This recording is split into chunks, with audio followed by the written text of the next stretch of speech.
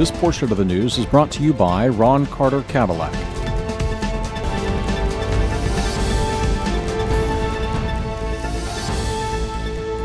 Hello and welcome. You're watching NTV Houston. This is Sarah Chauhan. Texas में कोविड-19 disaster declaration को extend कर दिया गया है। कोरोना वायरस को लेकर प्रेसिडेंट डोनाल्ड ट्रंप ने एक बड़ा स्टेटमेंट दिया है और WHO ने कोरोना वायरस को लेकर एक बड़ी वार्निंग दी है। इसके अलावा और भी खबरें होंगी, डिटेल से देखेंगे, लेकिन पहले नजर हेडलाइंस पर।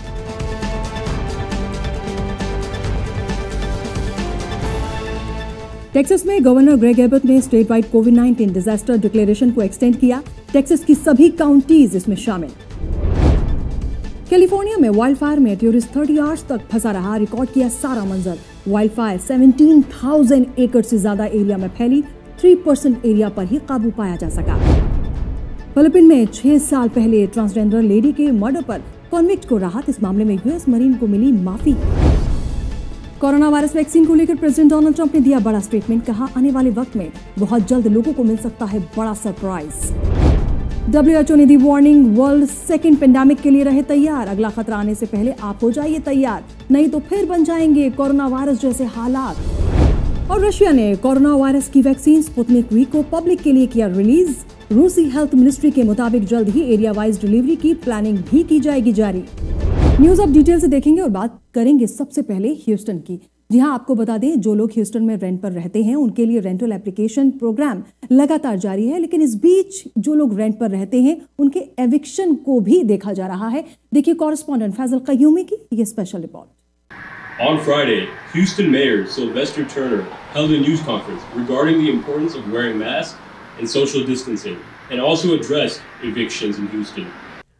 He once again reminded Houstonians about the city's $20 million rental relief package dedicated to help those pay their rent and mortgage as the eviction protection expires. The package was unanimously passed by the City Council on August 5th. The U.S. government had previously passed the CARES Act, a bill dedicated to financially provide Americans in need as a result of the pandemic, with a portion protecting tenants who live in low-income housing. This federal protection ended on July 24th, and the following day, Lone Star Legal Aid, a nonprofit law firm advocating low-income and underserved populations, claims they received 1,358 applications about eviction assistance.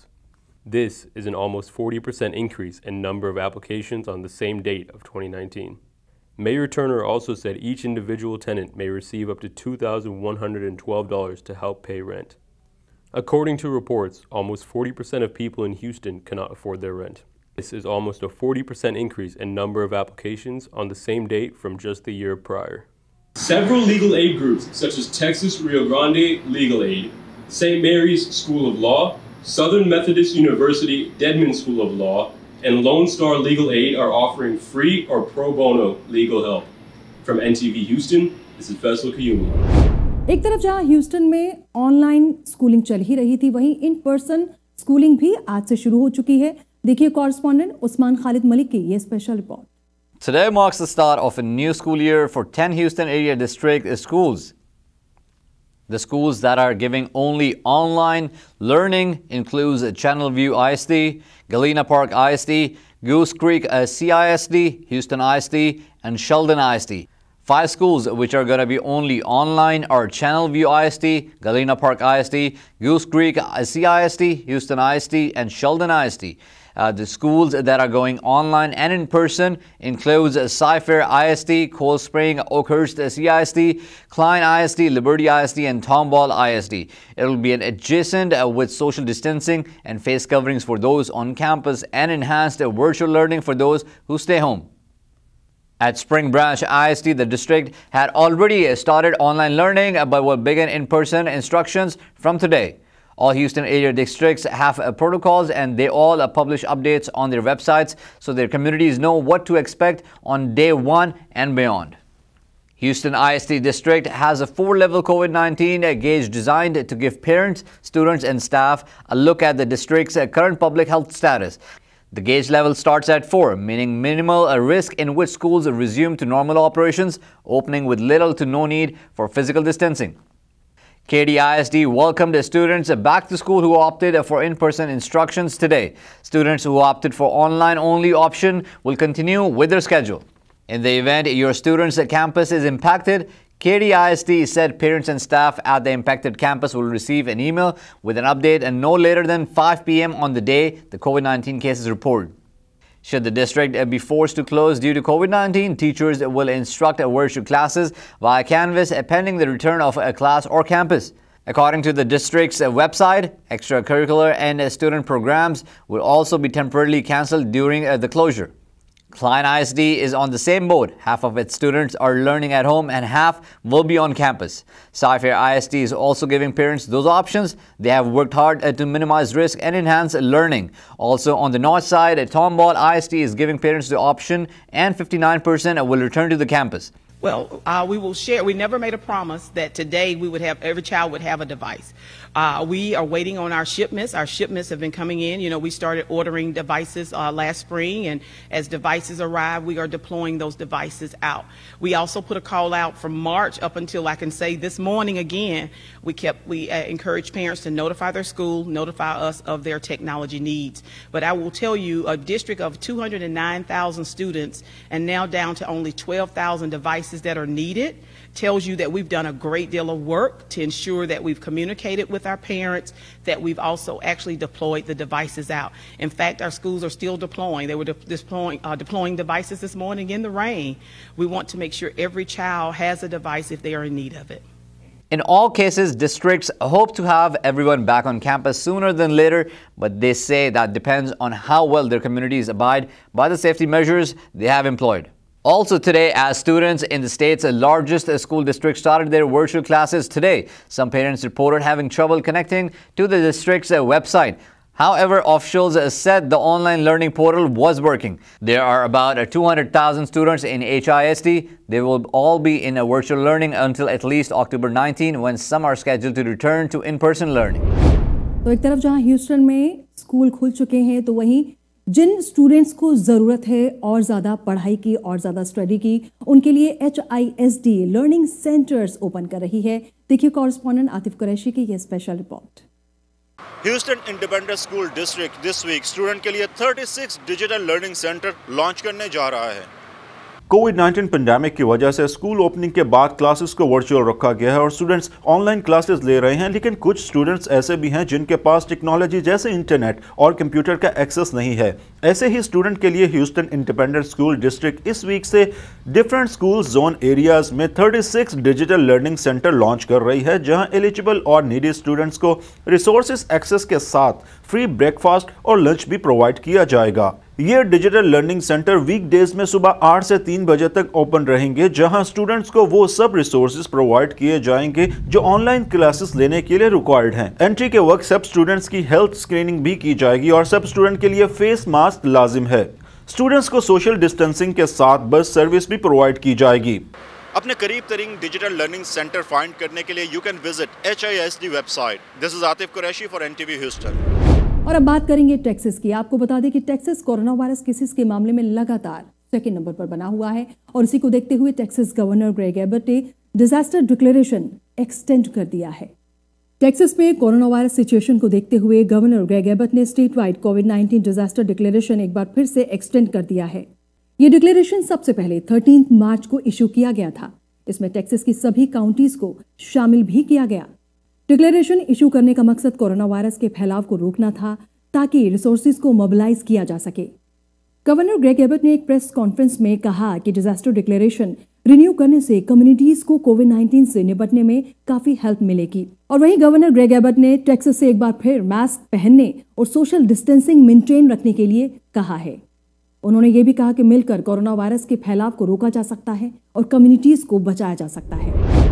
तो corona virus की वजह से हालात काफी खराब होते जा रहे हैं और वहीं एक्सपर्ट्स का कहना है कि अथॉरिटीज ने अपना काम ठीक से नहीं किया, जिसकी वजह से कोरोना वायरस केसेस इतनी तेजी से फैले हैं। एक मेडिकल एक्सपर्ट ने अपने रिसेंट स्टेटमेंट में कहा है कि यूनाइटेड स्टेट्स में कोरोना वायरस सिचुएशन अथॉरिटीज की तरफ से प्रॉपर गाइडेंस ना होने की वजह से काफी बुरे नजर आ रहे हैं। इस वक्त 20 से ज्यादा स्टेट में इन्फेक्शन की तादाद लगातार बढ़ती हुई नजर आ रही है। खासतौर पर कंट्री के सेंट्रल और वेस्टर्न पार्ट में कोरोना वायरस केसेस तेजी से फैल रहे हैं। इस पर यूनिवर्सिटी ऑफ आयोवा के माइक्रोबायोलॉजिस्ट स्टैनली का कहना है कि एरियाज में केसेस तेजी से बढ़ने की सबसे बड़ी वजह है अथॉरिटीज की तरफ से प्रॉपर गाइडेंस ना होना। उन्होंने ये भी कहा कि बिजनेसेस वक्त से पहले खोल दिए गए, जो कि कोरोना वायरस केसेस के फैलाव का मेन कारण बने। We never had really strong guidance either from the state or the federal government about doing the right things, and then we opened up way earlier than we were supposed to. You're supposed to open up when you have very few cases. और अब बात करती हैं California wild Fyers की। आपको बता दें कि कैलिफोर्निया के जंगलों में 17,000 से ज्यादा एकड़ का जो एरिया है वो जलकर खाक हो चुका है। सिर्फ 3% के एरिया को अभी तक बचाया जा सका है। वहीं एक टूरिस्ट 30 आवर्स तक फंसा रहा और आखिरकार उसको बचा लिया गया। कैलिफोर्निया के जंगलों में 17,000 एकड़ से ज्यादा के एरिया में ये आग फैल चुकी है और वहीं 3% सिर्फ ऐसा एरिया है जिन पर काबू पाया जा सका है। कैलिफोर्निया के forestry and fire control department ने जानकारी दी है कि आग की वजह से 8 लोगों की अब तक मौत हो चुकी है और वहीं 33% से ज्यादा स्ट्रक्चर डिस्ट्रॉय हो चुका है। आग पर काबू पाने के लिए 8 एयर टैंकर और इसके साथ ही 10 हेलीकॉप्टर्स को लगाया गया है। 400 से ज्यादा फायर फाइटर्स लगातार आग बुझाने में जुटे हुए हैं। और वहीं कैलिफोर्निया में वाइल्ड फायर में घिरे एक टूरिस्ट ने अपने आसपास के सारे मंजर को रिकॉर्ड कर लिया। ये टूरिस्ट 30 आवर्स आग के बीच फंसा रहा और आखिरकार बाद में नेशनल फॉरेस्ट्री ने पहुंचकर उसे और बाकी 14 कैंपर्स को वहां से रेस्क्यू किया। और अब न्यूज रशिया से है, कोरोना वायरस वैक्सीन से जुड़ी हुई है। आपको बता दें कि रशिया ने कोरोना वायरस की वैक्सीन सबसे पहले बनाई, नाम है स्पुतनिक वी, और अब ये पब्लिक के लिए रिलीज भी कर दी गई है। रूस ने अपनी corona virus vaccine Sputnik V को पब्लिक के लिए रिलीज कर दिया है। अभी ये नहीं बताया गया है कि किस तरह इसे लोगों तक पहुंचाया जाएगा। रशियन हेल्थ मिनिस्ट्री के मुताबिक मेडिकल रेगुलेटर रोजद्रावन जोर की लैब में क्वालिटी टेस्ट पास करने के बाद वैक्सीन को सिविल सर्कुलेशन के लिए जारी किया गया। 11 अगस्त को इस वैक्सीन को रजिस्टर्ड किया गया था। इसे रूस की Gamaleya national research centre of epidemiology और रशियन डायरेक्ट इन्वेस्टमेंट फंड ने मिलकर बनाया है। मॉस्को के मेयर का कहना है कि जल्द ही हम ये लोगों तक वैक्सीन पहुंचा देंगे। और वहीं WHO चीफ ने एक और वार्निंग दी है। उनका कहना है कि कोरोना वायरस पेंडेमिक खत्म नहीं हुआ है, लेकिन लोगों को अब दूसरे पेंडेमिक के लिए तैयार रहना चाहिए। WHO चीफ टेड्रस एडनम का कहना है कि दुनिया को अगले पेंडेमिक के लिए अभी से तैयारी कर लेनी चाहिए। जेनेवा में प्रेस कॉन्फ्रेंस में टेड्रस ने कहा कि कोरोना वायरस आखिरी पेंडेमिक नहीं है। उन्होंने ये भी कहा कि हमने हिस्ट्री से सीखा है कि आउटब्रेक्स और पेंडेमिक को कभी रूल आउट नहीं किया जा सकता। दुनिया के कई देशों में कोरोना वायरस के केसेस लगातार बढ़ रहे हैं और पेंडेमिक बेकाबू हो रहा है। इसलिए अगले पेंडेमिक से पहले हमें तैयार रहने की जरूरत है। WHO चीफ ने और क्या कुछ कहा, आइए देखते हैं। This will not be the last pandemic. History teaches us that outbreaks and pandemics are a fact of life. But when the next pandemic comes, the world must be ready, more ready than it was this time. In recent years, many countries have made enormous advances in medicine, but too many have neglected their basic public health systems, which are the foundation for responding to infectious disease outbreak. तो WHO chief ने warning दी है। और वहीं United states में corona virus cases तेजी से बढ़ रहे हैं। जी हाँ, 6.4 मिलियन से ज्यादा कोरोना वायरस के पेशेंट्स हैं और डेथ टोल 194,000 से भी ज्यादा। यूनाइटेड स्टेट्स में इस वक्त 46 ऐसे स्टेट्स हैं जहां पर कोरोना वायरस केसेस देखने को मिल रहे हैं। वहीं 20 स्टेट्स में कोरोना वायरस केसेस तेजी से बढ़ रहे हैं। केसेस के मामले में कैलिफोर्निया लगातार नंबर 1 पर है। कैलिफोर्निया में 741,000 से ज्यादा केसेस हैं और डेथ टोल है 13,763। कैलिफोर्निया में एक्टिव केसेस 353,000 से भी ज्यादा हैं। टेक्सास लगातार सेकंड नंबर पर बना हुआ है। टेक्सास में 668,000 से ज्यादा केसेस हैं, 13,000 से ज्यादा डेथ टोल। वहीं एक्टिव केसेस 568,000 से ऊपर हैं। फ्लोरिडा लगातार थर्ड नंबर पर है, 650,000 से ज्यादा केसेस हैं, 11,000 से ज्यादा डेथ टोल और एक्टिव केसेस 100,000 से ज्यादा। न्यूयॉर्क फोर्थ नंबर पर है, 472,000 से ज्यादा केसेस हैं, डेथ टोल 33,000 से ज्यादा और एक्टिव केसेस 377,000 के ऊपर। जॉर्जिया फिफ्थ नंबर पर है। जॉर्जिया में केसेस हैं 283,000 से ऊपर, डेथ टोल 6,000 से ज्यादा और इसके साथ ही एक्टिव केसेस 54,000 से ऊपर है। कोरोना वायरस को लेकर प्रेसिडेंट डोनाल्ड ट्रंप लगातार चाइना को क्रिटिसाइज करते आए हैं, लेकिन वहीं चाइना के प्रेसिडेंट शी जिनपिंग सामने आए। उन्होंने कहा कि हमने कोरोना वायरस को लेकर अपनी जिम्मेदारी पूरी तरीके से निभाई है। चीन के प्रेसिडेंट शी जिनपिंग का कहना है कि पेंडेमिक पर चीन ने अपनी जिम्मेदारी पूरी तरीके से निभाई है। शी जिनपिंग ने यह भी कहा कि चीन ने कोरोना महामारी पर ट्रांसपेरेंसी लगातार बनाए रखी। चीन हमेशा जिम्मेदार रहा है। और इसके साथ ही शी जिनपिंग ने पेंडेमिक के दौरान बेहतर काम करने वाले 4 डॉक्टर्स को ऑनर भी किया। और वहीं चीन की हेल्थ मिनिस्ट्री ने ट्यूसडे को बताया कि पिछले 24 आवर्स में 24 मरीजों को अस्पताल से छुट्टी दी गई है। चाइना में 85,000 से ज्यादा लोग कोरोना वायरस से इन्फेक्टेड हुए और वहीं 80,000 से ज्यादा कोरोना वायरस के पेशेंट्स अब तक ठीक हो चुके हैं। वहीं 175 लोग हॉस्पिटल में एडमिट हैं, जिनमें से 2 की हालत बेहद गंभीर है। तो एक तरफ जहां चाइना कोरोना वायरस को लेकर अपनी सफाई पेश कर रहा है, वहीं प्रेसिडेंट डोनाल्ड ट्रंप ने कहा है कि दुनिया को जल्द ही एक बड़ी न्यूज कोरोना वायरस वैक्सीन से जुड़ी हुई मिल सकती है। कोरोना वायरस वैक्सीन की तरफ इशारा करते हुए प्रेसिडेंट डोनाल्ड ट्रंप ने कहा है कि आने वाले वक्त में बहुत जल्द लोगों को एक बड़ा सरप्राइज मिल सकता है। व्हाइट हाउस में प्रेस ब्रीफिंग के दौरान प्रेसिडेंट डोनाल्ड ट्रंप ने कहा कि इस सरप्राइज से न सिर्फ यूएस सिटीजन्स बल्कि पूरी दुनिया के लोगों को खुशी होगी। और वहीं प्रेसिडेंट डोनाल्ड ट्रंप ने प्रेसिडेंशियल इलेक्शन में अपने राइवल जो बाइडेन को भी क्रिटिसाइज किया। प्रेसिडेंट डोनाल्ड ट्रंप ने यह भी कहा कि बाइडेन अगर प्रेसिडेंट बनते हैं तो वो कंट्री की इकोनॉमी को पूरी तरीके से तबाह कर देंगे। Under my leadership, we'll produce a vaccine in record time. Biden and his very liberal running mate, the most liberal person in Congress, by the way, is not a competent person, in my opinion, would destroy this country and would destroy this economy, should immediately apologize for the reckless anti-vaccine rhetoric that they are talking right now, talking about endangering lives, and it undermines science. And what's happening is all of a sudden you'll have this incredible vaccine, and because of that fake rhetoric, it's a political rhetoric, that's all it is, just for politics, because now they see we've done an incredible job and in speed like nobody's ever seen before. This could have taken 2 or 3 years, and instead it's going to be it's going to be done in a very short period of time. Could even have it during the month of October. So contrary to all of the lies, the vaccine, that they're politicalized. They'll say anything, and it's so dangerous for our country what they say. But the vaccine will be very safe and very effective, and it'll be delivered very soon. You could have a very big surprise coming up. I'm sure you'll be very happy, but the people will be happy. The people of the world will be happy.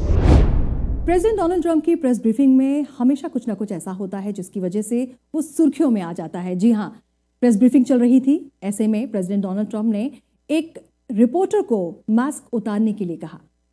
White house में press briefing के दौरान president Donald Trump ने Reuters journalist Jeff mason को mask उतारने के लिए कहा।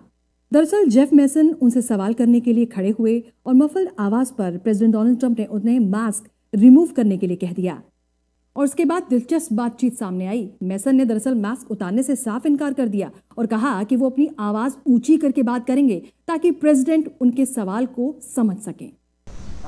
The issue of what happened when you were in France continues to be a story. You're going to have to take that off, please. Just you can take it off. How many feet are you away? I'll speak a lot louder. Well, if you don't take it off, you're very muffled.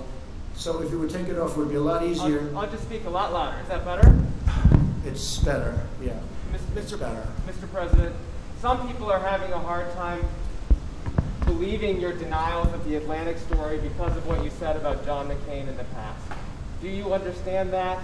And have you asked John? No, I don't understand. And have you asked John Kelly to refute that story? No, I don't understand it at all. No, because I've always been on the opposite side of John McCain. John McCain liked wars. और वहीं presidential candidate Joe Biden Pennsylvania पहुंचे थे, जहां पर उन्होंने union workers से खास बातचीत की। पेंसिल्वेनिया में यूनियन एम्प्लॉयज से बात करते हुए democratic presidential nominee Joe Biden का कहना था कि कोरोना वायरस यूएस में लाखों लोगों को इन्फेक्टेड कर चुका है। उन्होंने ये भी कहा कि 190,000 से ज्यादा लोगों की जान जा चुकी है कोरोना वायरस की वजह से। जो बाइडेन ने प्रेसिडेंट डोनाल्ड ट्रंप को भी खूब क्रिटिसाइज किया। उन्होंने कहा कि प्रेसिडेंट डोनाल्ड ट्रंप ने वार्निंग्स को इग्नोर किया, जिसकी वजह से कोरोना वायरस केसेस तेजी से बढ़े। जो बाइडेन ने कहा कि पेंडेमिक के 6 मंथ बाद भी प्रेसिडेंट डोनाल्ड ट्रंप इससे निपटने के लिए कोई खास प्लान तैयार नहीं कर पाए हैं। You know, we're in a position where we can fundamentally grow this country just by no other reason, just investing in infrastructure, roads, bridges, canals, all the things we have to do, airports. that in fact could create thousands and thousands of good paying jobs at prevailing wage. Now next news. Philippine में 6 साल पहले एक transgender का murder हुआ था और इसी को लेकर यूएस मरीन को अब माफी मिल चुकी है। फिलीपीन में 6 साल पहले एक ट्रांसजेंडर के मर्डर पर कॉन्विक्ट किए जाने वाले यूएस मरीन को माफी मिल गई है। फिलीपीन के प्रेसिडेंट ने एक कैबिनेट मीटिंग में कहा कि लैंस कॉर्पोरल जोसेफ को अनफेयरली ट्रीट किया गया। उन्होंने ऑर्डर दिया है कि यूएस मरीन को अब रिलीज कर दिया जाए। दरअसल 2015 में लैंस कॉर्पोरल जोसेफ को एक फॉर्मर यूएस नेवी बेस के करीब होटल में जेनिफर लॉडे के मर्डर पर जेल भेज दिया गया था। लास्ट वीक ही एक ट्रायल कोर्ट ने अच्छे कंडक्ट पर उन्हें अर्ली रिलीज करने का फैसला किया। और न्यूज अब स्पोर्ट्स की दुनिया से है। आपको बता दें कि टेनिस स्टार सेरेना विलियम्स दरअसल कोरोना वायरस को लेकर टेंशन में है। फ्रेंच ओपन होने वाला है और उसी को लेकर उन्होंने सवाल किया है कि क्या कोरोना वायरस को देखते हुए सभी जरूरी इंतजाम किए गए हैं। फ्रेंच ओपन की तरफ से ऑलरेडी ऐलान किया जा चुका है। 27 सितंबर से इवेंट शुरू होते ही रोलैंड गैरोस में पर डे 11,500 स्पेक्टेटर्स को अलाउ किया जाएगा। लेकिन इस प्लान पर कंसर्न शो करते हुए टेनिस स्टार सेरेना विलियम्स कुछ सवाल खड़े कर रही हैं। सेरेना विलियम्स ने कहा कि फ्रेंच ओपन ऑर्गेनाइजर से बात करेंगी और जानने की कोशिश करेंगी कि कोरोना वायरस पेंडेमिक के बीच क्राउड को कैसे मैनेज किया जाएगा और प्लेयर्स की प्रोटेक्शन का ख्याल कैसे रखा जाएगा। सेरेना विलियम्स ने और क्या कुछ कहा, आइए देखते हैं। I'm honestly taking it one day at a time. I'm going to have to make the best decision for my health. But obviously maybe it'll be good for me to talk to the organizers just to see how that works with the crowd and how we will be protected. So I think, they have to make the best decision for them and I have to do what's best for me.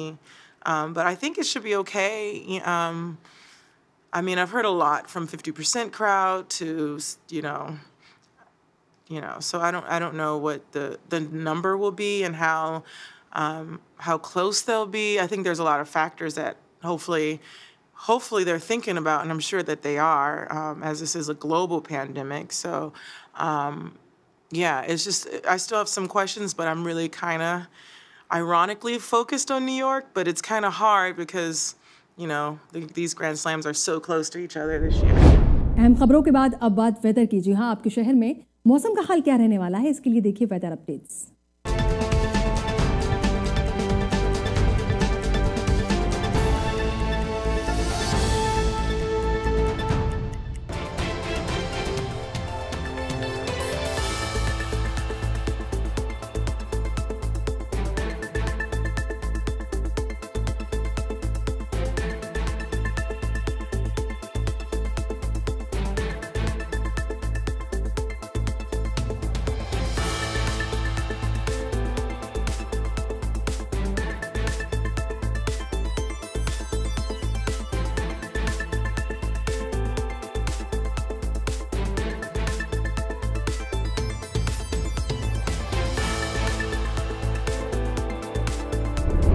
That's all for now. This is Saira Chauhan signing off.